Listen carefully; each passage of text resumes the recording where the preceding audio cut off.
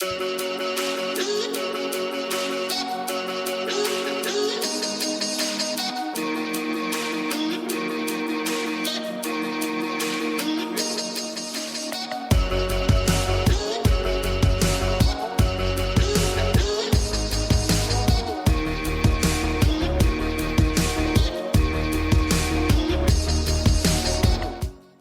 evening, everyone. You know what day it is. You know what time. It's time for Hard Talks with a Blonde and a Hippie. I'm your trippy hippie, Alicia, jumping on the mic from good old Utah, USA. Here with my co-hosts, Sarah. And we're joined this evening by one of my near and dear, very good friends, Miss Michelle. Hello. How are you? I'm good. Oh, I know I had to make her a little drink ski before because everyone's a little nervous the first time they podcast. And I'm just like, just wait a few minutes. You'll warm up to it. And it's just like having a conversation with us. Yes. Honestly, you kind of forget you're recording. You're like, was that too loud? Yes. I am so sorry. Should I have said that? She is here tonight and we're going to talk about motherhood. Whoop, whoop. I think it's something that everybody needs to talk about a little bit more, you know, society's expectations about what being a mother is, and what motherhood really looks like, truly, because I feel like everybody tries to paint that perfect social media picture, if you will, and that's just not true to how shit really goes, you know what I mean? Yep. So, all that being said, from the advice of a local listener in Utah, love ya, I'm going to throw in our disclaimer really fast because they wrote in and they were like, you should throw in your disclaimer before you start cursing and give people a chance to like prepare. Honestly. So apologies, guys. You know we're crass. You know we're ridiculous. At this point in the game, yeah. You would hope. Yeah. We sit down and talk about everything controversial, difficult, or taboo while trying to spread positivity and perspective. And, you know, honestly, trying to expand our own minds and learn from everyone else. Absolutely. We curse like sailors. Sarah is a saint no more. I'm getting back to that. I gotta rein it in. I'm having a baby, okay? Like, she's either gonna come out like singing freaking Britney Spears or saying the F word. Oops, I did it again. Or I'm on like The Last Resort by Papa Roach. Yeah, I just hope she love that she song. curses at you, and then she's like, she will. "Oops, I did it again." Oh my god, I would die. I'd be like, I don't see anything wrong with that. that's honestly. my child, right? But, you know, I mean, what is like the perfect mother to everyone else may not be perfect to you, may not work for you. You know, everybody has to figure out. Don't be the same. That's boring. Well, yeah, we'll get into that. But yeah, 18 and Up podcast, just because we talk everything life for that matter. Yeah. We're real, we're wrong. Slide in on your own time. I don't want to be responsible for your 4-year-old saying fuck or goddamn. So, Is it going to change like as Elliot gets older? As he gets to be 5. Well, he's already... So, like, we don't want your 5-year-old. But what if, like, when we have Caroline, so, like, we don't want your 1-year-old and your 5-year-old. We don't want you chitlins to be cursing. So we can do that. We can say 4-year-old. I was just wondering, you know? No, nay, I say. But tonight I am drinking a local Utah beer, taking it easy for the next couple weeks because I've gone pretty hard the last couple episodes. That bucket up from me. That bucket, it's an issue. It's not working for me very well. In my favor, anyways. That's fine. So this is a Kiitos, Kiitos Brewing, Double India Pale Ale. You know, I like my pale ales. It's nasty. It's nasty. It's delicious. It's 8.5% actually, so not bad. Ooh. So I only get one. Well, I get me one. Listening to the end of the last episode with Bethany, I was like, "Oh, I am sloshed." There was you weren't even drinking though. Nope. And there was a moment that I probably sounded like it. I had to keep it in there. I thought about cutting it out, but you know, I haven't been cutting anything out, which also hasn't been benefiting my favor either. But there's this part where she was like, "Oh yeah, I just got my own house. I'm going to hang one of those Utah stars that everybody gets and like hangs on their doors here. She's like, I'm going to hang it upside down. And it was just like crickets. Me and Sarah did not catch on to that whatsoever. Okay. Yeah, and Bethany even's like, I had to re-listen to it because I was so faded by the end of it. I forgot what we were talking about. She didn't even know what she was saying. No, but she heard that and she's like, you should have cut that part out. I sound like an idiot. I was like, no, we sound like idiots. We're all sitting here like, I don't get it. An upside down star. Well, and if you know me personally, I typically would have caught on so quickly. You're like, oh yeah, okay, that makes sense. I'm over here like, what? I wish I had a button for crickets. Oh no, what is that one? I don't know. There you go. Yeah, that one works. It works. No. So, anyways, I hope you laughed at us because that's why I'm taking it easy. Like One beer for me. And since Miss Michelle didn't like my beer, I made her a what is in this? It's a screwdriver. So, but with whipped Pinnacle vodka. That's my personal favorite vodka. That is good. When I am in a bind or a stressful situation, if I'm alone, no kid, I'll take a little swig out of that bottle. Damn. You were here one night and I was like, I'm out of beer, but I have this vodka. And she's like, you don't need it, Alicia. And I was just like, well, maybe I do. And she starts to walk away. 4:00 on a Tuesday. It was. She starts to walk away, and I take a quick swig, and she's whip like, out of everything, man. She's like, oh God. Shit. But welcome to motherhood. And that's what I'm here to sit down and talk to you about and normalize a little bit because everyone parents differently. I mean, as long as you're doing your due diligence to teach your child right from wrong and ultimately how to be a good person, as long as they're clean and they're fed, let your freak flag fly. I mean, like about the clean part, let's be honest. How many kids really stay clean though? Like you bathe them every morning and then you send them off and who knows what the hell happens during the day. Yeah. Right. I say that though because I feel like kids are general so mean. Hygiene. Exactly. Yes. General hygiene. I feel like when you get to a certain age, like kids are so mean and they come up with labels. It doesn't matter what generation you're in. Kids are still fucking mean. Oh yeah. And my ex-husband planted this seed because he's a great, solid person. Shout out to you, doll. He planted that seed a long time ago because I dropped him off for a weekend visit with his father, and he had taken his socks off in the car, and I just threw his shoes back on, not even really thinking about it. I was in a hurry. Boys are gross. But he's also 3 at the time, and the first thing his father says to me is, what the fuck are you doing? Are you going to allow him to grow up to be the stinky kid? And I was just like, oh, absolutely not. And I just feel like everybody has a different standard. They don't know. They shouldn't implement, unwarranted advice unless they've been in your situation and they know your situation. You know what I mean? Yeah, well, and like you said, hygiene's different than just getting dirty and playing. I honestly love when Rhea is as dirty as can be because that means she played and she was a kid and she had fun and went outside and scrape your knees up, get dirty. She colors on her face. That's okay. You did some art. As long as it's not on my white wall. Yeah, even on your white wall, it washes even on your off. wall. I've had that happen a few times, but you can get it off. But then again, it's like a kid.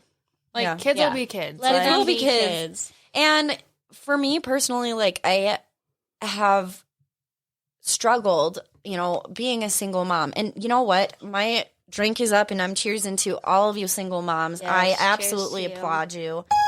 Oh, wrong one. Nope, still wrong one. There you go. I label that shit.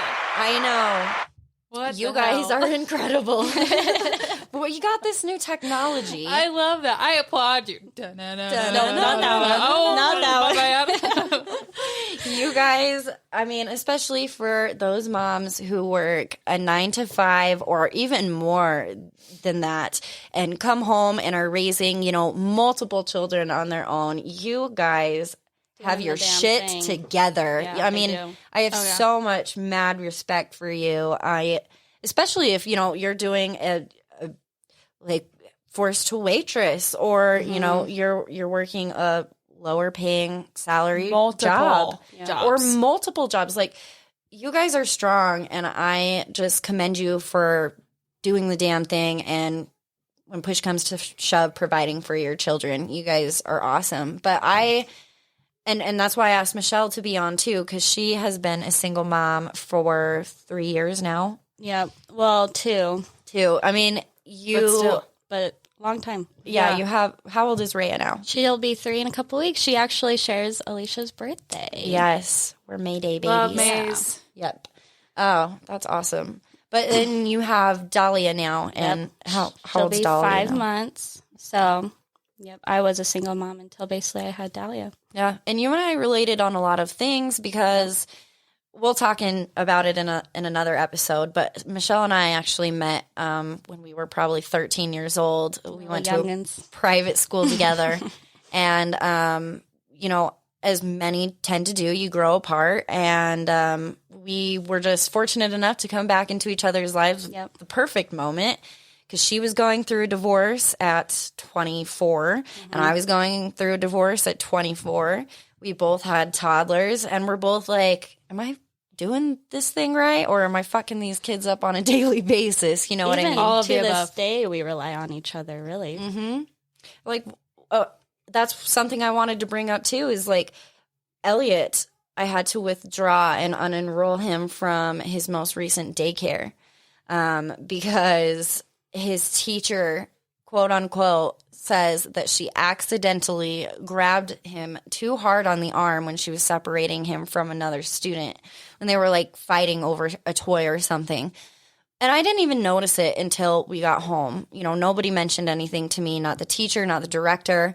And I get home, and I'm getting him situated on the couch to go make dinner, and I see this very defined purple handprint on his arm. I would flip my shit. I did. I was like, what happened? Like, it was hard for me not to be super reactive, because when you see something like that on your baby, you're like, what the fuck? Like, you want to go 0 to 100, but at that age, you don't want to scare them even more and make it worse. And, I wanted him to feel comfortable to tell me, what was going on. And it took a little bit of, coaxing. He didn't want to tell me at first. And I was just like, did someone get mad at you at school? And finally he was like, well, Miss Emily did it when she was angry at me. And I was like, oh my gosh. And I sent pictures to the director, and I was like, is anyone fucking aware of these bruises on my child's arm? It is a defined handprint. Oh yeah, like you can see the gaps in between her 4 fingers. It's horrible. Well, and I feel like that's mom's biggest fear, sending them to daycare, but you don't really think it would happen to your child. And then when it does, you don't even know where to begin. Well, and that's where I've been, because like I've had so many people's inputs. Right. And so many people like telling me like, oh, like I would do this, I would have done that. And it's just kind of like, in the moment, I was so in shock. Like my brain was going all sorts of places. Like, as shitty as it sounds, like me and my ex-husband have not been on good terms, and he had Elliot on Easter for the first time in a long time. So as shitty as that makes me sound, that's where my brain went immediately. And I was like, did Daddy get mad at you? Did something happen at Daddy's house? We just don't know. Yeah, and I didn't want to like go there. I didn't want to be like, oh, this happened at his fucking school. Like, as fucked up as that sounds, it's like, because it always happens at home first. Right. And I have just gone through so many daycares and preschools at this point. Like, if you're not from Utah, I have looked at probably like over 20 plus daycare facilities ranging in like a 25-mile radius from Kaysville, Fruit Heights to Sunset and Roy. Damn. And it's just really difficult to find daycare or childcare that isn't like in a really ghetto-ass looking building or doesn't cost $1,500 a month. You know what I mean? It's trying to find that medium. But when he finally told me that it was his teacher that did this, he apologized to me because he was like, I got in trouble. I am sorry, mommy. Poor baby. And that just shattered my mama heart. I was just like, absolutely, this is not your fault. She was in the wrong. And over the past week, he's been going back and forth between grandmas, so that's been helpful. But I feel bad because he doesn't understand. He misses his friends. Last night or maybe the night before, I was trying to have a conversation about autonomy and, being in charge of your own body. I think that isn't discussed enough. I think children should know that they are in charge of their own body. People need to have permission to even adults. Give them a hug. Especially adults. Even hugs. Like if a child walks in and they're shy and they don't feel comfortable going up and giving another person, like an uncle or someone, a hug, do not force them. No, you say, do you want to give that person a hug, not go give that person a hug. They should have the choice, and they should know that they have the power over their own body and control. And I think that needs to start at an early age, especially because, like you just said, you never think it's going to be your child. Until it is. Until it was. And my whole fear was, if this is what I am seeing, who's to say that something even worse can be happening behind closed doors? Yeah, that's the first thing that came to my mind. Mm-hmm. Not even like with one kid. Yeah, multiple. Yeah, multiple. And they're just not saying anything. Right. So I had a sit-down conversation with the director and this teacher, and she just wrote it out and kind of explained briefly, very monotonely what happened. And I was just like, I just do not understand why your story doesn't add up. Did she seem concerned at all? No. That's like a rough, I get Red kids flag. bruise easily for sure, but that is like, even you can't grab your kid hard enough. And that's what she said. To bruise them. I was so close to ripping this bitch's throat out that because I'm also having a side conversation with the director, how long has this lady been here? 3 years. We've never had any issues with them. That you know of. Yeah, and it's just I highly doubt that you would tell me. And I was really conflicted too because I have loved the director. She has always been so helpful and seemingly very nice and caring. But I can't get behind someone who refuses to fire a educator or a daycare teacher after something like that. And that's basically where we're at. They refused to fire her. They said should have been no questions asked. Exactly. Honestly. Immediate termination. Yeah. And that's what I said. And I was just like, the force that she would have had to apply is excessive. I have long ass nails and I'll grab Rhea's arm sometimes and I have never left a mark. Right. She would have had to grab that pretty hard and squeeze, and that's... Yeah. And I have chased Elliot down in grocery stores. Right. He is a toddler. Sometimes toddlers get rowdy. Yeah. And sometimes I'm not saying this is the way to go, but sometimes when you grab them, you do grab them with a little force. Well, especially if they're about to run into the street or something dangerous. You knock them back because you don't mean to knock them back, but you're like, okay, my concern's coming out. But even then, you don't bruise your kid. And that's exactly what I said to her. And she had the audacity to look me in the eyeballs and say, well, maybe he bruises easily. And I was like... Well, bitch, maybe you fucking bruise easily. That is exactly what I said. I was like, maybe you bruise fucking easily. Let's find out. I was like, he will not be back. But I also, wish, because in those moments too, you are anxiety ridden. Yes, it's hard to think in those moments. Yeah. It's, same with going into surgery, coming out of surgery, you need almost like a guardian ad litem, if you will, to hear what they're saying because... and that's why another shout out to single moms, because especially working single moms, because you don't have a choice but to send them to daycare. And sometimes you wish you had somebody by your side too. And you don't. You do it by yourself. Right. You deal with all that comes by yourself. Yep. And that's been me. I honestly feel like the last week I've just kind of been floating. I didn't realize that it had impacted me so much, God, let alone my 4-year-old. I'm terrified that he's going to be afraid to go back to school. I've been trying to like help him understand why he can't go back to this school because he's asked a couple of times, well, I really miss my friends. And I was just like, well, Miss Emily got in trouble. And in his mindset, he was like, no, she's a teacher.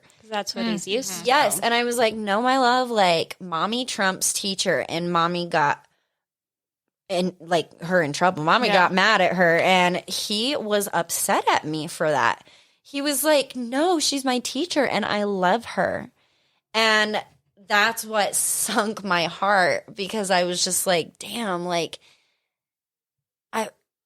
on one hand, like, could she have like coached him to be like, oh, nothing happened, sweetie? Like, definitely. You're the teacher. That's what I keep saying. He's like, no, I can do whatever she's my teacher. She's my, like, and also it's like an authoritative figure too. She's like, I'm your authority. Like, you, right. Like, it's okay. Like, don't. Well, and I mom. don't believe in that. Even for myself, yes, I am your mom, but we are a team. I don't own you. I'm not higher than you. We're a family unit. Yeah, I birthed you, but I don't control you. Yes. Yeah. You're going to go down your own path. I birthed you to be your own person. Yes. And yes, it is my job to raise you and try and to protect you until you can. Well, and to be respectful, of course, but to your authorities, but at the same time, it's like your body. Yes, you can say no. Yeah, just like because they're older, they don't treat you that way. Too hard, you say something like, "Hey, like that hurts." You voice it. Yeah, and that was my biggest thing. I was just like, because that scared me. I was like, even if she is a teacher, like she doesn't have the right to, touch you. She doesn't have the right to hurt you or grab you in that way. No. And nobody does. It's a hard place to be in because that is my no square. But that is like, it's a hard place to be because like trying to break it down for him to understand has been difficult. And because he's 4, he doesn't get it. He's like, well, why can't I go to school? Yeah, he likes his friends. He likes like, to play. It was my fault because Miss Emily might have told him, like, hey, this is you on you. But really, it's like kids will fight. Well, and exactly that's what I said. Well, and I've had to sign so many waivers too within the last 6-7 weeks because he got bit so hard by another student on his leg, like it literally left teeth marks. And it was just purple. And to me, that also says that, they're not being supervised well enough. These kids are reacting to their environment, and obviously the teacher in their environment is not good, so they're going to act out. So the director's whole solution was, well, we could move him to a different class, and then the teacher is going to be monitored, so she's not allowed to be alone with the students anymore. And I was like, regardless, then what's the point of having that teacher there? Exactly. Like, you're going to have to pay and employ another extra person, but to me, too, because the ratio from teacher to student is kind of wonky. Like the older they get, the more kids that one teacher can supervise. So it is currently in the state of Utah a 1-to-16 ratio. One teacher to 16 4-year-olds. Oh my goodness! How is that legal? I don't understand. Even in like preschool, they always have 2 teachers. That is exactly way too many kids. And so I was like, there should have been a second teacher in there regardless. No matter what. Well, and that's what sucks about it is there wasn't another witness. Right.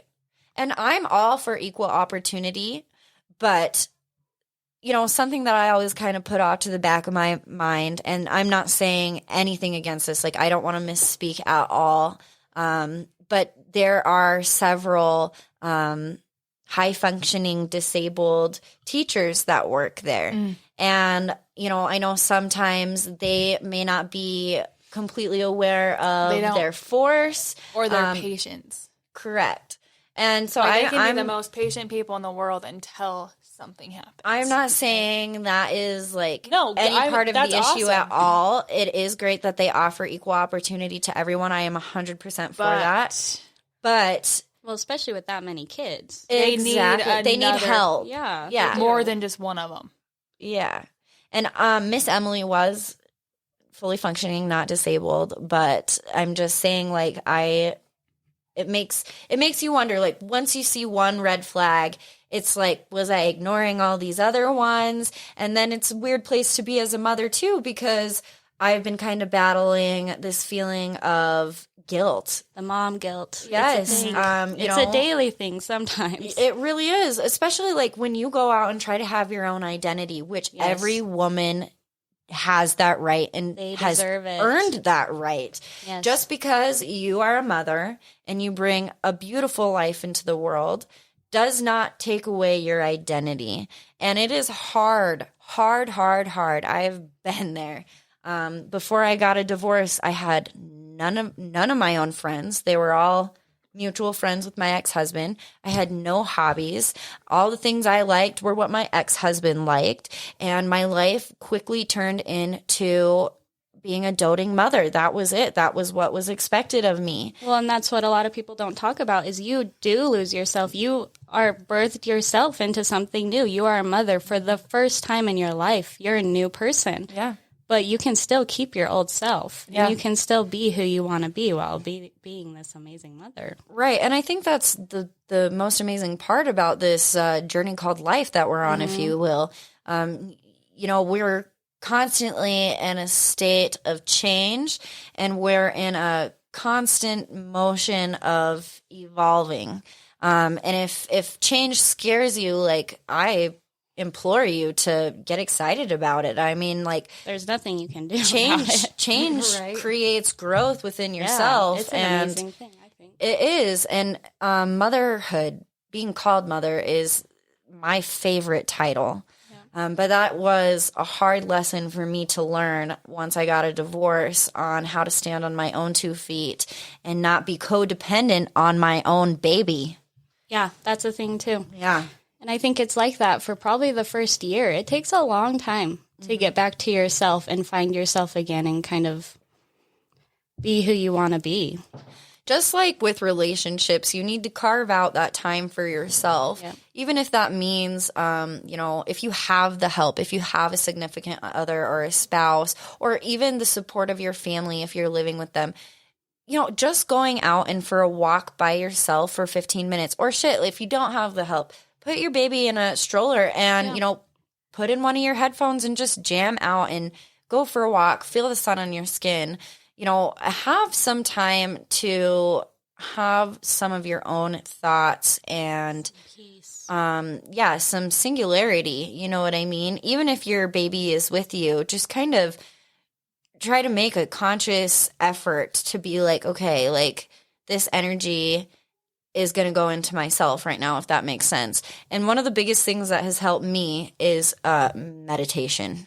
Yeah, for sure. Meditation and yoga for myself. Yeah, well, and I love that you do yoga with your little girl. Yeah. I think that's awesome. Really great for her. And probably a really good bonding experience for the both of you. Yeah, it teaches us both a lot. Patience and calmness and mindfulness. How long have you been doing that with her now?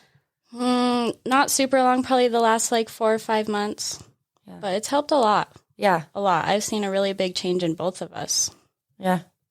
That's awesome. Yeah. And that too, gives you time with, just you guys. Yeah. Because you do have, your 4-month-old. And so it's, kind of takes away from her of, it's not just me and mom anymore. It's, me, mom, and yeah, that's really hard. Having having 2 kids is hard. Yeah. Yeah. So I wanted to ask you, how was the transition going from one child to having 2? I know that you have a boyfriend now, and that is awesome. I'm so happy for you guys. You guys are so cute together. And I'm so glad that you have that help and the companionship and the support. Because I know the first 2 years of Rhea's life were extremely difficult. Yeah, I was alone. Yeah, we really kind of leaned on each other throughout that. We did. But what would you say to, single mothers who may not have the support, who are potentially bringing in a second child, if they already have one? Do you have any words of wisdom or how the transition went for you? I mean, I feel like I'm still starting to get used to it, but the main advice that I can give is to be kind to yourself and be patient with yourself, because the worry for your kids will never, ever leave your mind. And just adding another child onto that worry is rough. And just like you said, to take time to yourself, whether it's yoga, going for a walk, going to a club and shaking your ass, whatever you need to do. Going to a rave. Yeah, take that time and still make time for yourself. But yeah, it's it's rough. It honestly is.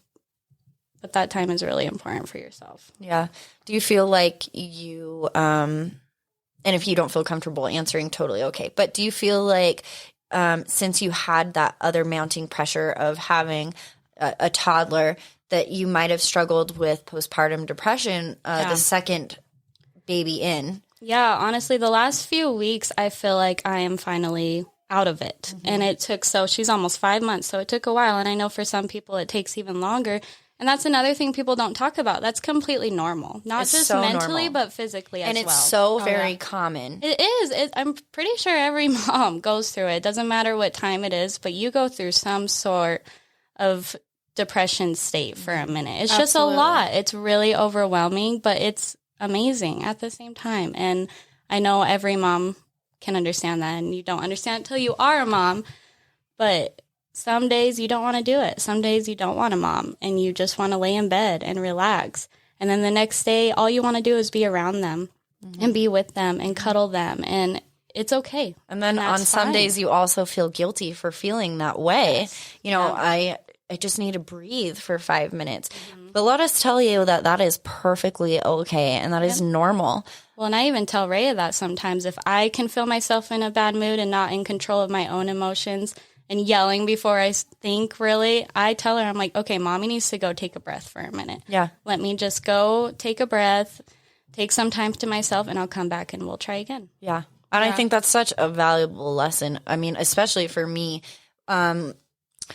I mean, I've talked about my anxiety on the show several times before, but I get so overwhelmed that I can't contain those emotions anymore. You know what I mean? And so something that I have really tried to focus on being better at is yelling. I don't want to be a parent that yells. I grew up with a childhood like that where that's all I ever knew. My dad was a big screamer. My mom was a big screamer. And it's so very true that what you see, like, I mean, you grow up to be your parents, truly. Oh, damn. No matter how hard you try and fight it. I'm just kidding. It comes out. Well, and that's what's great about being a mom, too, is you're learning and growing. And you're finding things out about yourself that you're like, damn. And each day I don't is a want to new be like opportunity that. Yeah. to be better. Okay, I did this yesterday and I felt kind of scummy about it. Let me take a different approach today. Yeah. In fact, I even saw a video on Facebook, I believe, and this lady was just talking about how she used to just lose her temper all the time and how people used to kind of side-eye her for that. But she was just like, it's not because I enjoy being mean to my child. It breaks my fucking heart. But it's just like, I don't know how to process anything any differently. I don't know how to parent and implement anything different, because that's what I'm used to, and that's what my neural pathways are, programmed to do and react like. But she was just like, I started this new thing because my daughter just would react and just seek my attention by doing something negative, because negative attention was better than nothing. And at dinner, she grabbed her plate, a glass plate, and threw it on the ground. And she was just like, I consciously closed my eyes and took a few breaths and was just like, you know what? Instead of yelling and creating quite literally her own conscience in her head, because ultimately it's your parents' voice if you think about it. Yeah. Rather than screaming at her and telling her that she was so bad and making her feel some type of way, I opened my eyes and I was like, hey, I love you. Well, and sometimes I want to throw a plate on the ground too. Don't we all? They have bad days too. Yeah. And I feel like with the kids, it's just that they have a harder time trying to figure out their emotions. There's so many going through. Idea. They're not That's able why to they express themselves. And that's why they throw how tantrums, because it's like, okay, why are you throwing a tantrum? What are you trying to get out that you can't Why are you upset? tell me? Well, and I think that was a really important video for me to watch and potentially carry over to my own parenting, because I was like, God, Elliot reacts so well to love. And if you know him, and the reason I didn't buy his teacher's story is because he is the sweetest, chillest, most tender-hearted boy. So funny. Does he have tantrums? Absolutely. What 4-year-old? But he's 4 years old. Right. And I just couldn't buy her whole story saying oh, he started this big fight and he was fighting with this boy and on top you don't use violence. You don't grab his arm anyway. You use communication. You get on their level, eye level with them, and you talk to them like humans, just like how you would want to be talked to. Right. Yeah. And don't stand over them. No. That's intimidating to them. Reprimanding them with excessive force, what are they going to carry over into how they treat their children in the future? Exactly. That's what they know. That's how they've been taught, and what they've witnessed. That's parenting. Yeah. And I feel like just talking about some of this stuff and kind of normalizing some of it is so very important, because there's no handbook in how to parent. There's no perfect People give you all the advice in the world. Right. It could not work for you. Right. Everybody's is different. You can say, awesome, I'll try, and if it doesn't work, it doesn't work. Oh, you have a plan, too. I guarantee. Do you have, a plan since you're pregnant? I'm going to parent this way. I'm going to do this. I'm going to do that. It will change. I want to hear it. No. It doesn't. No, so what's okay? My mom was a single mom. Mm-hmm. So Oh, where's my clapping button? We love you, Mama. So she had 2 kids before me. So me and my brother were about 6 years apart. So she was a single mom with 2 kids for 6 years, and then one night stand, I'm like, hey, what's up, girl, Mama Bear? Ooh. You want a third? And so, taking time to herself. Oh my gosh, she's gonna have another one. Be like, hey. But no, I don't know how I'm going to parent, because for example, I told myself that I would never spank my kids. And I think everyone has a little different definition of what spanking is. Yes, they do. But there's a swat, and I'll tell you, a full on. Yeah, I'll tell you what mine is. What I grew up with, I only was spanked hard twice, and trust me, that taught me a fucking lesson. You remember because it was pants around the ankle, bare ass, palm smack. Yeah, I got that all the time with the belt. Oh yeah. Down. But I wasn't a little asshole, to be fair. At least you know. But then there's my aunt who adopted my oldest son, and they're quick to use a belt. I don't agree with that. Absolutely not. But there are still people and parents who parent with corporal punishment. And then, yes. But that goes back to them thinking they're superior and that they have control over them. But he gets in trouble for, fighting with other kids. And my whole thing is well, why is he fighting? You're going to smack him on the ass for that.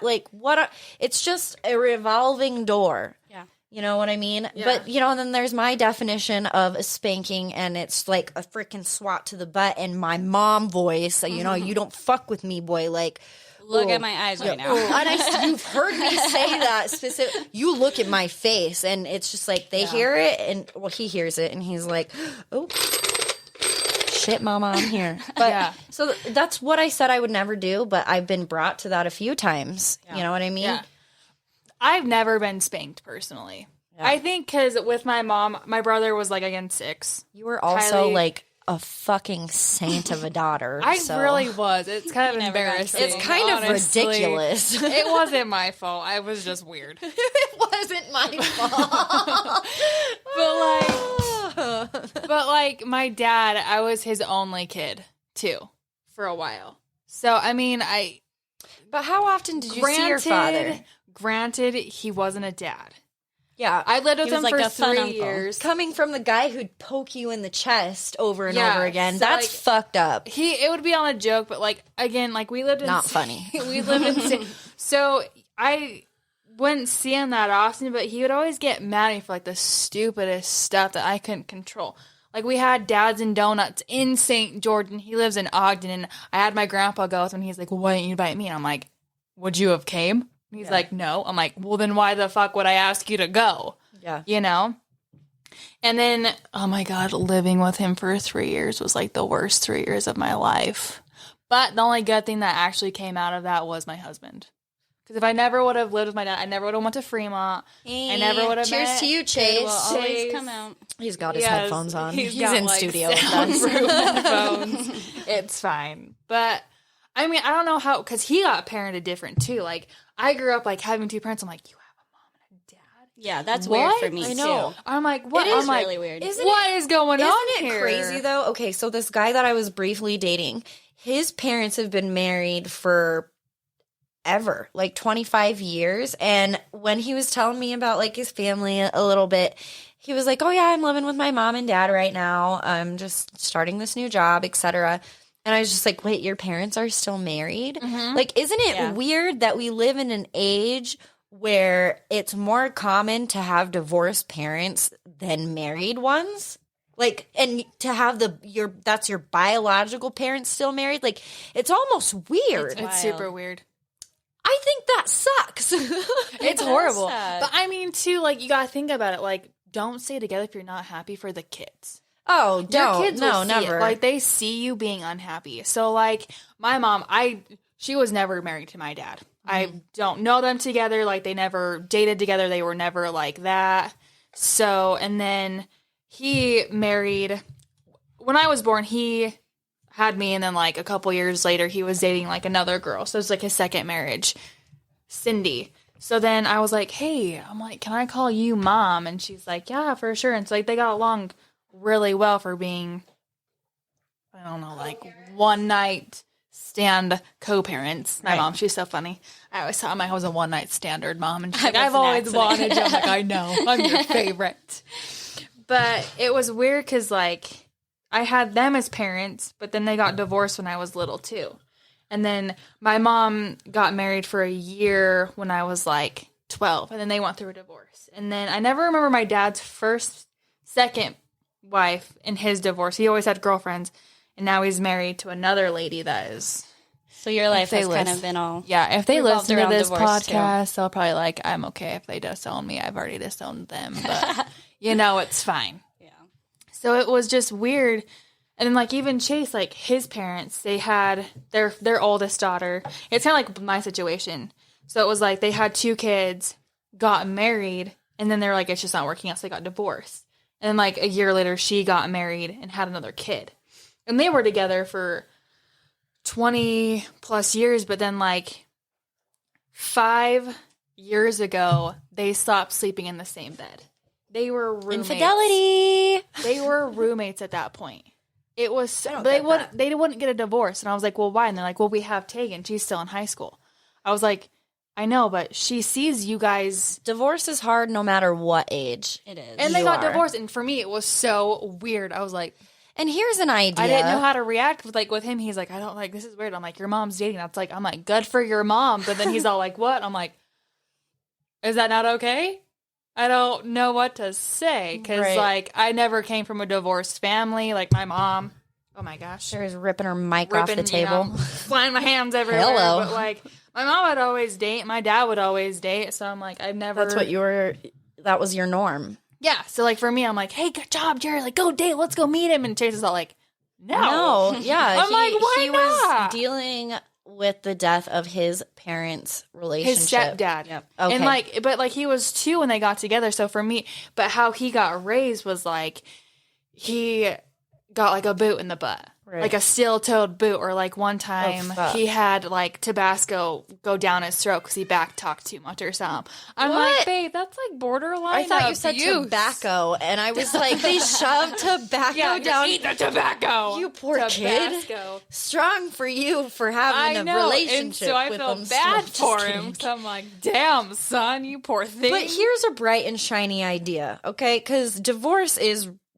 truly like a death. It really is. It's so hard. It doesn't matter what age you are. I was 14 when my parents got a divorce, and honestly, it sent me into this rebellious asshole punk rock downward spiral. You know what I mean? There with you. Yeah. She got to witness my guys are all mohawks like, and bright blue what freaking makeup. What's going on But over there?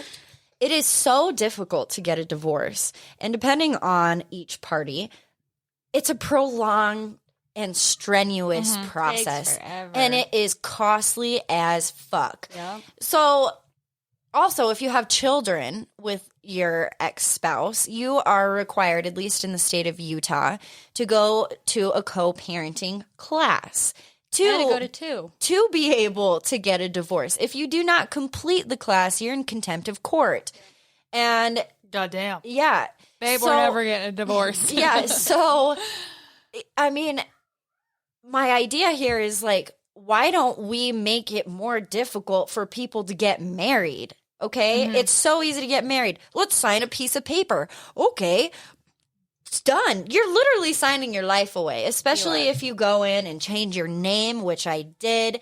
That is a long, expensive process too. Your ID, your social security, your passport, every piece of all of your bank accounts, any account that you have, it is a long process to change your name. And that's one of the many reasons that I never changed it back. But if it were a little more difficult to get married, say you had to go through a marriage class, classes, or whatever, and had to learn how to coexist with each other before you went through it, maybe we would see a lower rate in divorces. Decide whether you're getting married for the right reason or not, because I wish I did that, because I definitely got married for the wrong reason, strictly just because I was pregnant. And it was both of us that said, even the night before our wedding, we were like, we shouldn't be doing this. Yeah. We should not. We gave it a year, and then I said, peace out. So sometimes divorce can be good. But he was also mentally unstable and abusive. He was very unstable, and I found that out real quick. Yes, and he was scary. Let's just be honest. So divorce can, usually it is very, very difficult for children, but it can also be a good thing, because I believe Rhea wouldn't be as great as she is now if she had him in his life, in her life. Well, and that's, I always say, everything happens for a reason. And obviously we were with those people, not for our benefit, but to bring those children into the world. Exactly. Whatever reason, you would not have her as she is now. Yeah. Exactly. If I would have stayed with him, because even though I was unhappy for her, it wouldn't have been good. She's much better now. And then I had this incredible guy come in and take over the dad role for her. And I never knew that was going to happen. Never expected it. Didn't want it. I was chilling. I was good being a single mom. I got this shit under control. He came in and swooped us all up, really. And yeah, he's great. He completely took over the role, and I'm really thankful for it. Sometimes stepdads can be the best. They are. Too. I like to call mine bonus dad. Yeah. Because truly, even though we didn't see eye to eye because my parents' situation was a little messy. But when can you, when you're 14 and going through a divorce? Yeah, but with his I was parents, angry. And they were all married. I was like a ticking time bomb, to be so honest with you. Totally. If I didn't get pregnant in high school at 17 years old, I'd probably be dead in a ditch. Truly. I was. See, there's a reason for that. Yeah, I was not hanging out with good people. I still am to this day a big people pleaser, and I have a bleeding heart. I would do anything for anyone. Literally, and it's annoying. Yes. I mean, not in a bad way. It's good, but for you, it's girl, you need to that guy I was dating even said, you have this energy about you where people just feel comfortable and they feel like they can come up and talk to you. And I was just I've always been that person. I've always prided myself in being kind enough to see that other person's perspective, even if it's a homeless person on the street and they come up to me and they're like, you have a few, dollars, pennies or whatever. And I'm just no, but I have a cigarette. I have a cig. You want that? Yeah, I would literally give the clothes off my back for a stranger. Seems like Elliot got that trait from you, which is awesome. For sure. So you're technically breaking generational curses, your family's past and how they were raised. Yes. You broke that, and I broke it too. And I think that's important, especially for you as well, because I'm assuming you guys are going to be together for a long time. And if not, and you do get a divorce, that's okay too, as long as you communicate with the kids and be honest. And that too, why is divorce such a, oh my God. It's a taboo thing. It is a taboo thing. We need to have... Being a single mother, we want to say that we are in a day and age where, everything is okay. I mean, the LGBTQ plus community... Oh, God, I can't talk. Community is thriving. So off. We're living in an age where there is so much more acceptance on mostly everything. Level, yeah. Especially for women. Too. Yeah. But in Utah, it's hard for anything. There is still a stigma and a stereotype about being what a single mother is. And even if you're not a single mother, what motherhood looks like. I can't tell you how many people would give me side eyes or, judge me because after my divorce, I got really into the EDM, the electronic dance music community. I can't tell you how many family members judged me for going out and raving with a community that I had just happened upon, but have found some of the most endearing, most authentic people in. But was Elliot with you? Oh, well, of course not. But that's what I'm saying. That's my point. He was safe. Of course, Elliot wasn't with me. But my point is still your priority. Absolutely. Like, I always ensured that I had a family member, a reliable family member to watch him. But even though Elliot was taken care of, I was still looked at and judged because I was going out and I was partying. I was photographed at raves. I was photographed at festivals. And there's a lot of stigmas about festivals themselves. Like, a lot of people are like, oh, you must do a lot of drugs if you go to those. You're high all the I can't tell you. I can't count on, 5 hands how many festivals I've been to sober. If you've never been to a rave or anything like that, you won't understand until you've gone. The community is one of a kind. And that's what it's a community. Yeah. It's like with anything out there, it's a community. And it's individuals who walk every different type of life. I've met people active duty military and Air Force. I've met people who are 65 plus years old who are there in their lingerie hula hooping. And their saggy boobies hanging out. You're like, yes. But you know what? Like, more power to them if you have the confidence and the ability to go out and just be your own person and feel beautiful in your own skin. As every mom should. Do it. You freaking gave birth to a child. Moms I gave birth to 2. If I see a mom out, I'm like, your kids are beautiful. You're beautiful. Yes. Hell yeah. And I have I have so much mad respect for mothers who can take the time for themselves and really prioritize their own wellness and mental health. Because I feel like if you don't have your own individuality, if you don't have your own thing, if you will, it creates a space where hostility and resentment can grow. And nobody needs that in their life. You know what I mean? Well, like that quote that says, you can't love somebody unless you love yourself, or you can't be happy with anybody unless you're happy with yourself. That's the same with kids. Absolutely. That's completely the same with your kids. If you aren't happy with yourself, you don't even know how to not yell, how to control everything, how to handle situations, because you're not you. And it's okay not to just be known as Alicia's mom. Yeah. Or not Alicia's mom. You're Elliot's mom. Right. That was so weird. Take that. I know what you meant. To our listeners who might not have children, that's the same with relationships.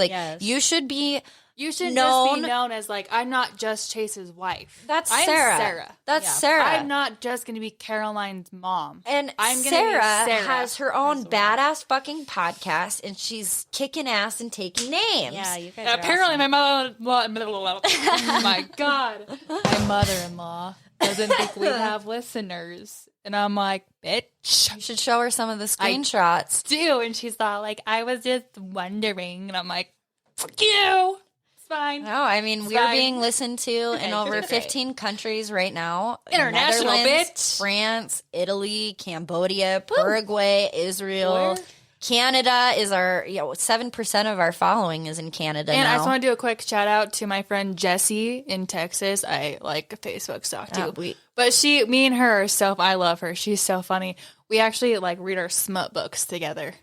I want to have her on this podcast so you guys can share excerpts with you guys just go back and forth. She has goats. She's like, look at this. I'll bring my popcorn. Girl. Yeah, I want to learn about that. Yeah, you need a good book. I got you. But that too, that's something that you are passionate about.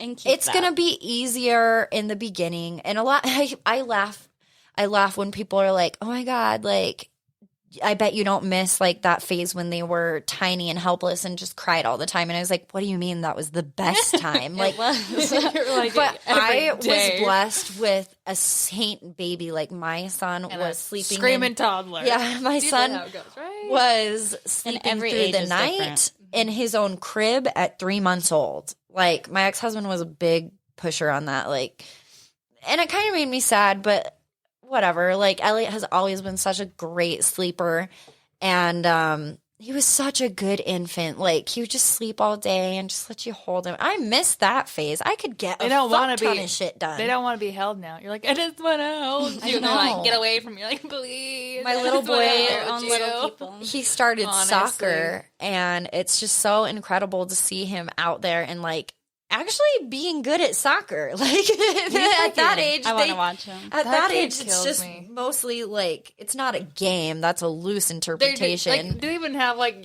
goals? You're just No. like, hit it into the net. Yeah, One of them. They It don't doesn't even matter. They don't even throw in until they're like 9. Like if you kick it out, so they just kick it in, and it's just like getting them comfortable and getting them on the field. But like That's adorable. seeing him out there and being active with kids his age, and like having a hunger for like a little bit of competition. Because if you don't know me, I'm a competitive motherfucker.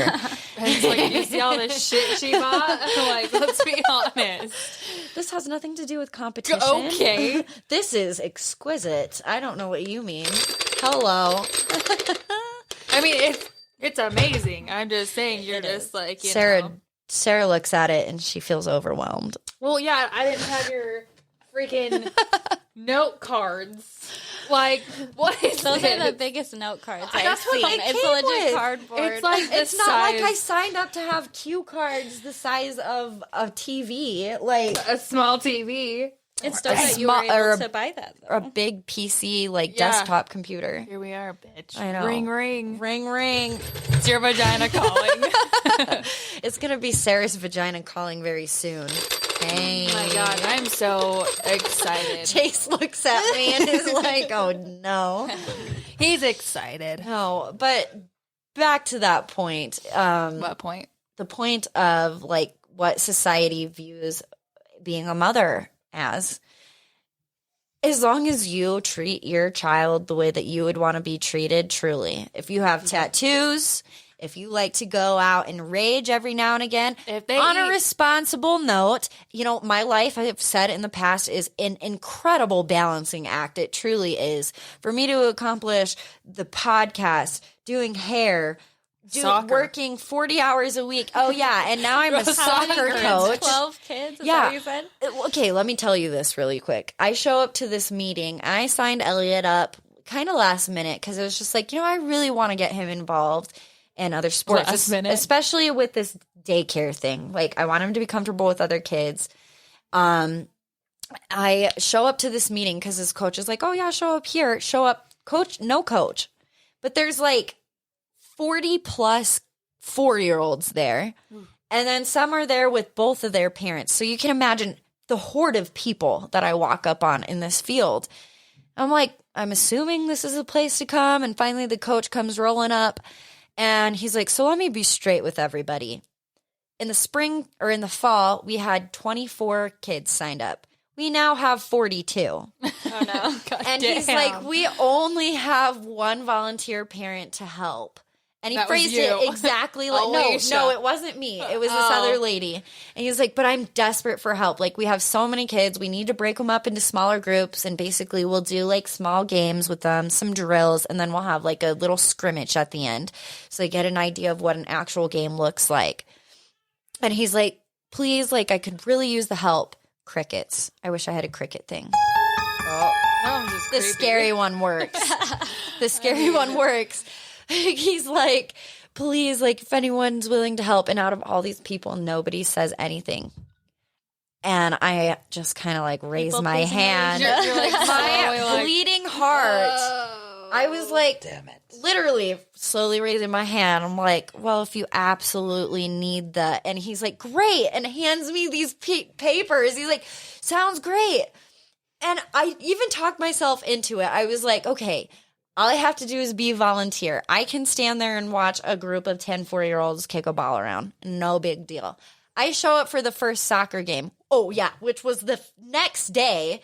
We showed up for uniforms and a game schedule, and he's like, oh, yeah, I'll be back here tomorrow at 12:30. I'm like, what? What? And so I show up, and we break off into groups, and my ex-husband shows up, so I'm doing all of this in front of him, which is, I'm mortified. And we break up, and the coach comes up to me, and he's like, great, thank you so much for your help. What activities do you have planned for today? And I'm like, what? You're hilarious. I brought snacks. I brought juice boxes. Oh my god! I I did bring snacks and juice boxes. That was like the running joke with this last guy that I was dating. He's like, bring apple slices. No, orange slices? I brought You need fruit snacks. You need like little. What were those like little? What are they? They're like in the pouch. Capri Suns. You need Capri Suns and orange. I did, slices. but I didn't have enough for 42 children. Well, now you know. So, long story short, I ended up realizing that I was a coach. And today we're recording on a Saturday because I had soccer. And I'm just like, Jesus Christ. It was this running joke with this guy I was dating, like I was trying to say. And he's like, oh, I just like you because you have snacks. And I was like, every mom has snacks. If that wasn't ever true, it sure as fuck is now. Like, oh my god. Oh my god. But I bet Elliot loved it. I bet he loved having you as a coach, and he's to the point where he'll start remembering things now, and you can have pictures and memories, and I bet he was super stoked. Well, and that's kind of what made me feel better about it. I was like, because I have memories earlier than 4. I have shit. Yeah. Excuse me. That beer is bubbly and strong. Let me tell you. I think again. Already? I'm halfway through. I haven't even gotten through halfway through this double India Pale Ale. And so quiet over there. God. Chase is on my couch over here in the recording studio. He has a pretty high tolerance. Here, you're gonna have to drive home. Honestly, you can talk on that microphone. Yeah, babe, come on over here. Oh, he's good. He's good. It's strong. It is strong. So, I don't know. Before we wrap it up, I just wanted to say it doesn't matter. Single moms are awesome. Yeah, well, and just moms in general. Just moms in general. Motherhood. You freaking pushed a child out of your hoo-ha. Yeah. How is that not awesome? There's something liberating about an experience like that. You come away from it not only realizing your own strength, but your will to do hard things. You built an eyeball. Really? You built a whole person inside your when you body. can't even imagine you can do it until you do it. It's been the weirdest freaking thing. I'm like, dude, there's a human inside of my body. Well, and that's why you have to be kind to yourself, because after your body's different, you're mentally different. Every part of you is different, but it's because of what you did. Yeah. And it's okay. Everything you created, you did something extraordinary. For me, for a long time, I hated all my stretch marks because I'm riddled with them. They're not stretch marks. They're warrior stripes. Yes. And but why that shouldn't even be a thing. That's also society. Thinking you have to bounce back immediately. Yes. It takes 6 months for your hips to go back to normal. And your abdominal walls literally break open. You can't get that shit back together. No, your abs literally separate. Yes, they do. And it's hard. I love your body. I've done this. It's it's hard because I see this girl on Facebook and she's in her second trimester. Mm-hmm. I mean, I'm a little bit further in mine because I'm almost to my 3rd now, but she doesn't even look pregnant. And I'm like, oh my God, she's so tiny over here. I have this belly button that's so? Who cares? Everyone carries your baby different. Yep. She is all frontal and on my freaking bladder all day. Yeah.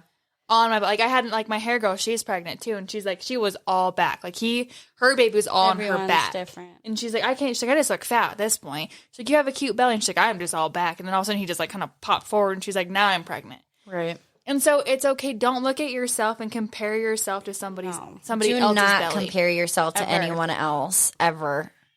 Ever. As a mom, that's the hardest thing to do.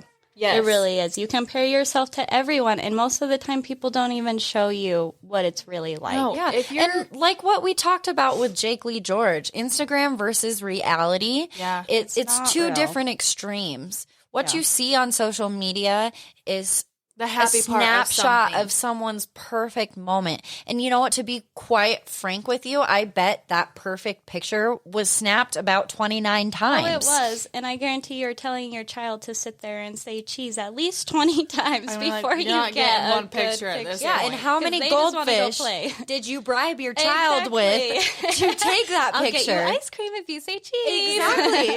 And it's like, because I take Elliot's photos every year on his birthday. Those are very important to me. For my own, I love to look back. I keep all of his pictures in my cubicle at work. I love it. It's just my own thing.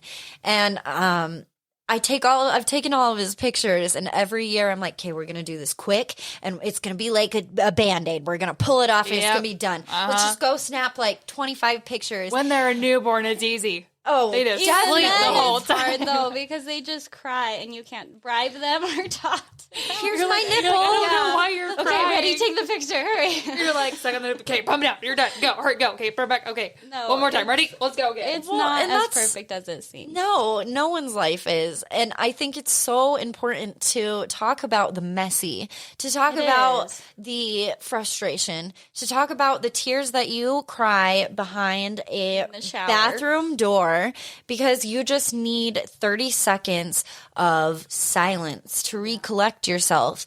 I think it is so important for other women to know that we've been there, and your next door neighbor, that lady, she's been there too. She might be a I'm judgmental going there. motherfucker, but hey, She's been there, trust me. she just doesn't want to tell you what Yeah, a lot of people are weird like that. about Like, they the don't- ugly. Yeah, and a lot of people are like, don't talk about your postpartum. Like my sister-in-law. that. I don't know Talk why. about it Yeah. more. You Yes. need to. Yeah. You need to. Like my sister-in-law got it with her first one, and it was like she didn't say anything about it.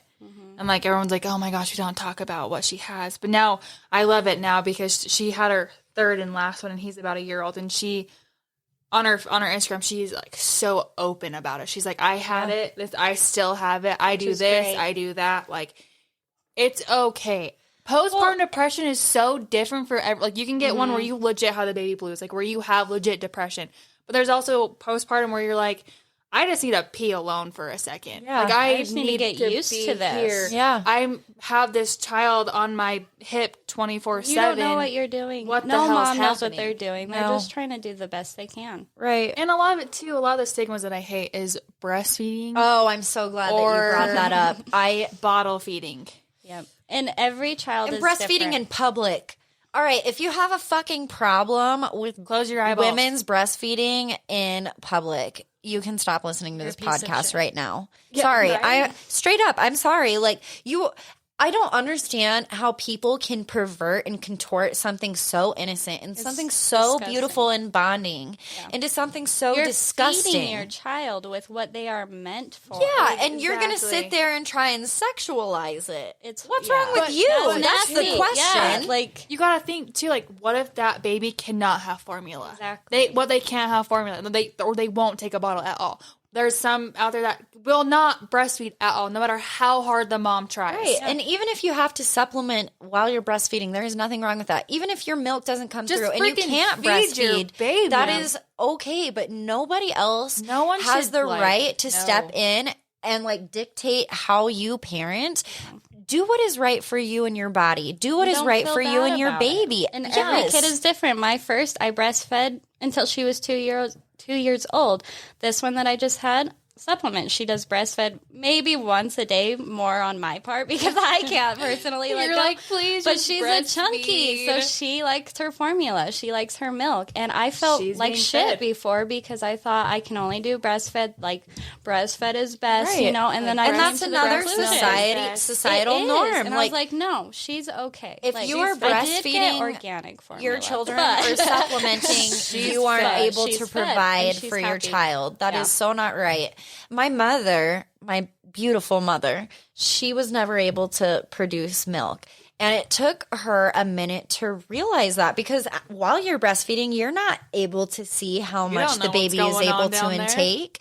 Yeah. And especially back in 95, like, it was cute. Your mom was like, I felt so bad. I starved her. She did. She starved me. And she didn't know. No. And on my 2-week checkup, the doctor straight up told her, is like, you need to start feeding her formula or supplement something because this baby is starving. Yeah. And that's like a running joke in my family. Like, I'm always like, yeah, my mom never wanted me. She just tried to starve me to death.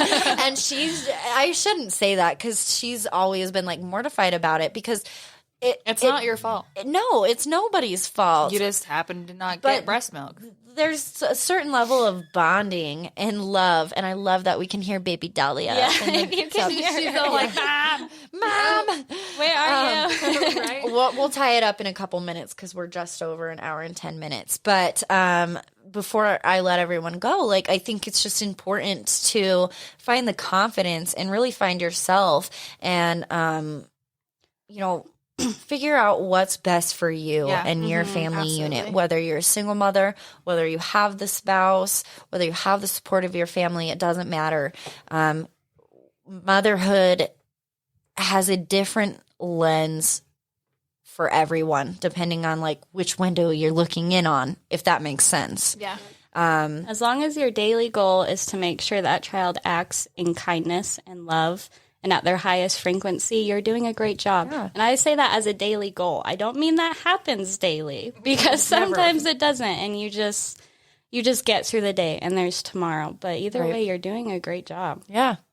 And just getting up and ensuring that your child is cared for, and you're putting your best foot forward for them in mind. That's the best you can do. More applause to you. And I feel like, too, a lot of it now isn't as big of a stigma anymore. Yeah. Like, we're getting out of that. Like, there's a lot of people out there now that, like, on Facebook, like, it's fine. Like, it's normalizing now. It like, is. But it's still, there's still that, like, stigma there is out more there. of a level of understanding. And, like, people are more willing to stand up for people than they were even 20 years ago. Mm-hmm. Well, and I think people need to talk more, not only about being a mom, but pregnancy as well. Like, so many changes happens to your body. And I had no idea. No one told me everything that was going to happen to my body. It's not beautiful. It should be taught in school. It should be taught. It really should. It should just be a thing. And there's child development in the States, but it really doesn't talk about that. No, it goes over gestation periods. Like, the weird stuff. Yeah. I don't know. I that's a whole nother episode we could do. For like hours really, like they shit. we're gonna do an episode about that. What they should teach in school. What they should teach in school. Taxes, what the fuck credit is. Yes. How to earn credit. How to earn credit, how to buy a house, how to be in a relationship. Yeah. How to communicate. I think really, too, well, and how especially to love yourself and how to be one within yourself. Especially in a day and age where a lot of communication is through electronics. I feel like people should have a communications class. Yeah. And also, I think this might be kind of weird, but like they should normalize sexual stuff. Sexuality? Yeah, like not sexuality, but like having sex too. Like your own sexuality and having sex, because it is so like Barron. He is so funny. Or Corey from the Bitch Bonus. Yes. Her son. Owns the salon I work at. He was in 5th grade. COVID happened. He missed maturation. Oh, 6th grade. He missed that on purpose. It was so funny. 6th grade. Tune in for episode 10 if you missed maturation as well. Right? So then like 6th grade, he was online, but then he got skipped up a grade to go to the military school for 7th, and he missed health. And he's like, Mom, I missed all that, so I have no idea. And Corey goes, well, do you want a video on it? Because I can give you a video for it. But like, it's true. Like, we don't normalize And that's what I meant like earlier when I was trying to have that conversation, that very candid conversation with a 4-year-old about what autonomy is and what your body means. Like, I think it's very important not to give... Don't shame them. don't shame them, but don't name their body parts different weird names. Like a penis is a penis, a vagina is a vagina. There is nothing. You go into weird names. You're just like, so what are we talking about? Your hoo-ha. My grandma used to call vaginas piggies. Don't ask me why. That's just weird. But like growing up, like if she was watching us, she was like, "Wash your piggy." Like I don't know why she ever called it that, but I don't know. And that's why you should just be honest with every part of it, because you can't just throw them out into life. Well, and it and say good luck, but if you fuck up, you're going to be punished. Like you have to be honest. You have to give them that everything. Knowledge, and then that wall won't be there between you guys because they'll know everything. And God forbid anything does happen, then they feel the comfortability to be able to come to you. Yeah. And you're not putting that wall up happened. Yourself because I don't really know why parents aren't honest about sex or anything. It's weird. No, in this world. Because it makes the parent feel uncomfortable. Period. That's not right. I hate to say this, but I think it's a really big Mormon stigma. No, it's not just a Mormon stigma. Maybe it is. I think religion has a lot to do with it, but I do not want to because for me, pinpoint I didn't Mormonism know. Specifically. I didn't know. But like Catholicism is the same way. Michelle and I grew up in Christian families, and it was still very much the same way. You don't talk about sex. You don't, and then you just get thrown out, and they're like, "What the hell do I do? What is this?" You talk about not just sex, but consent and how. And consent really is what so sex important. Is the exchange of energy and how you're gonna feel and how the other person's gonna feel and how to take care of each other. Exactly. Nobody teaches their children that, which is why nobody knows. No one knows. It's uncomfortable as fuck for the first time. Not just with sex, but everything. It's not fun. Be honest with your child with everything, yes. even your past. And if you have little boys, like, I mean, it's one thing to have girls because I've never had a daughter. I think it's important to talk about sexuality at a very young age. That doesn't mean that if you have that conversation with them that they're going to grow up and be sexual fucking beings. No. They're just going to be safe. They're going to be knowledgeable and Yes. understand and what to do in a situation. But like I think that. it's important, since we're all living, human, breathing human beings, it's important to talk about what goes on with your body. It's your and body. the changes Puberty, that happen. everything. Yes. It's weird. And so what I was going to say, like with boys, as a mother of boys, I think it's so important to teach chivalry. Yes. They say that chivalry is dead, not by my son. I can tell you that. When he's in trouble, you know what he says to me? Yes, ma'am. And you know what he says to men? No, or yes, sir. And a lot of people are like, oh, that's a Southern thing when they hear Elliot call a man sir. But I was like, no, like I was brought up to treat every single person that I meet with respect. And that's just a thing for me. Mm-hmm. I'm not saying that that's the way to go, but it's worked for me. But I think it's important to, teach your boys, like, hey, you might feel good down there sometimes. Like you might be in class and you get that might boner. be that might be girls. Definitely a talk for an older age, like as they're reaching puberty. But even like my 4-year-old, like it's a natural human thing for men to get boners in the morning, and that happens in toddlers too. It's just a boy thing. I have gotten Elliot into the bathtub in the morning, and he's like, ouch, ouch, ouch, ouch, while he's sitting down into the water. And I was like, what's wrong? And he's like, my penis hurts. But it's like, I feel comfortable having that conversation with him because at least he knows. Like, well, then he'll come to you in the future if he has any other problems. It's nothing bad or something that you did. It's just your body doing what your body does. I think it's really important. Again, I think it was really important to have this conversation because a lot of people really struggle with being transparent with their children. And your children are so fucking smart. They pick up on everything. Yes, and also on that note, a lot of people are like, if my daughter dates this kid, I'm going to like show up with a shotgun. It's like, okay, girls are just as bad as boys. Well, I think that's a problem too, is parents try to control their children and you cannot control them. You never will. You need to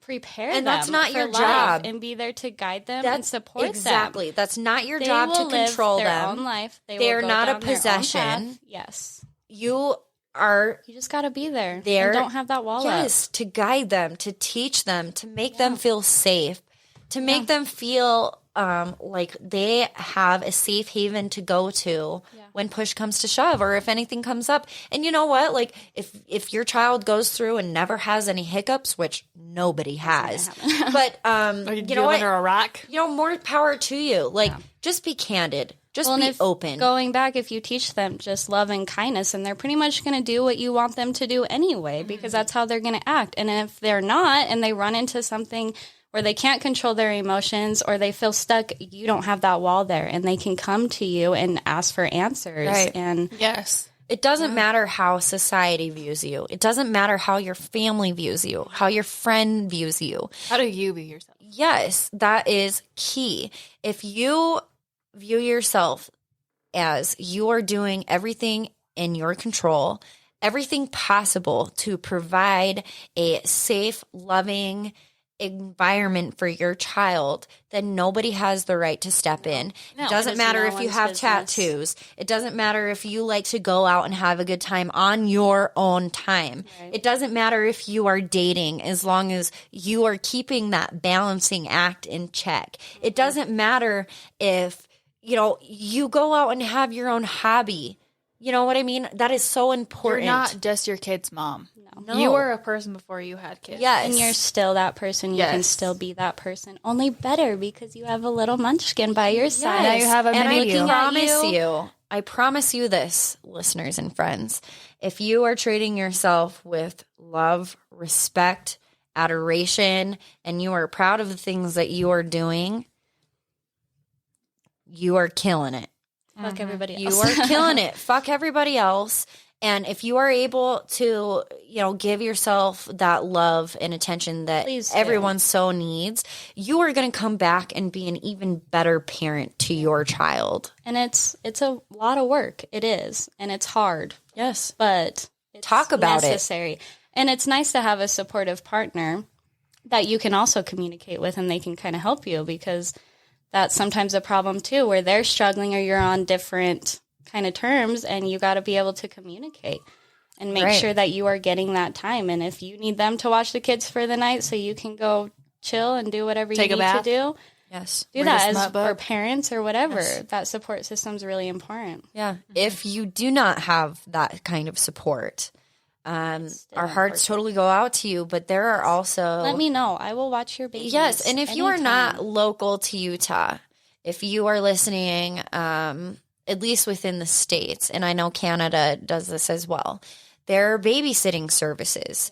If you take advantage of it, make sure it's safe. Yes, well, 12-year-olds would love to watch your kids. I mean, in this day and age, there's so many apps and everything. A lot of people have to pass a background check. Definitely. And if you aren't vibing with the person that shows up, if you don't have that support and you do want to go through a babysitting service, if you aren't feeling comfortable, if there is a gut instinct or feeling, do not ignore it. Yeah, don't. But I also don't want to build up this whole thing and be like, oh, they're all fucking horrible, because that's what they're there for. Mm-hmm. If you need the help and support, just reach out. I'm going to link in our show notes a couple of things, a couple of babysitting services. Obviously, in your area, you're going to have to look up what's local to you. But the app I am going to list is national, at least in the United States. And I am also going to link a therapy app. I think it's really important to sit down and really assess your situation, assess yourself, get to know yourself. I'm a big proprietor in, being single. If you are freshly divorced, if you are freshly out of a relationship, I implore you to take the time to get to know yourself, to build yourself back up, to figure out what your wants, dislikes, likes, your hobbies, whatever it is, what you truly believe in is. I implore you to figure yourself out before you jump into another relationship and compound your issues into something else, because I promise they will not go away. Well, and if you do that, then anything that comes into your life will just match that. Exactly. So if you're at your highest and you're doing great and you love yourself and you see yourself as this incredible, amazing goddess, then that's how others will view you. Exactly. Amen. And that's the kind of guy that will come into your life, I believe. And if not, then you say, fuck you. You're not it for me. And you have to have one of those moments where you have like hard talks with yourself. Yeah. Truly. Like, work is this guy really meeting my list of standards? Yeah. I don't know. But I will link therapy app. It's tremendous to be able to feel comfortable to talk to other people and get out some emotion and, have someone reciprocate some of your energy. And mom someone friends to talk are great to for that too. Yes. I'm very, very blessed to have tons of groups on Facebook for that. And whether they around you or not. Yes. Yeah. And I want to tell you, if you're a single mother or just a mother listening who might have resonated with all of this, you can reach out to the show anytime. And I promise we as mothers, we got you. We are here for you. Soon to be moms. I promise. We've seen a little bit of, between the three of us, we've seen a little bit of everything. Yes. Lots of chaos. Yes, lots of chaos. Lots of love, though. Just know that you are not alone and you are crushing it. And I'm proud of you. So proud. Proud of you. Not that one. Yes. You gotta label this. Let's do the clap. Dun, dun, dun. Oop, okay, never mind. I had to make you laugh. All that being said, though, thank you so much, Michelle, for coming on. So nice to meet you. Talking with us. It's always a pleasure to see you. I know. And we love you guys. Thank you for your support. Thank you for listening. Next episode, we're going to share some comments that we've received via email. I'm excited for that. Boop, boop. On that note, if you made it this far, email into the show and tell us how you eat your string cheese. Do you peel it or do you chomp it? Please don't tell me you chomp it. Well, if you do both. No. Like you'd do a big chomp. If I'm a hungry bitch, I'm going to chomp that shit. That's just weird. Yeah. Do you chomp it? No. You do both? I do both. You do both. See? You do both. I guess it depends how hungry you are. It depends how big the piece of cheese is. Well, you know what? As a mom, you're always in a rush, but yet you're always late. So sometimes you got to grab string cheese and just chomp into it. I can't. It's like eating cold pizza. I can't eat cold. I had a dream I like cold pizza. I like cold pizza. But all that being said, email in to hardtalkswithbnh@gmail.com to be a part of the conversation, to share a perspective, or, just to comment. Just say hi. Yeah, just say hi. We love it. Care. We love you. If you're on Apple Podcasts, make sure you leave a 5-star rating and a review. I can't tell you how much that helps us on the business end of things. So much. It's crazy. So much.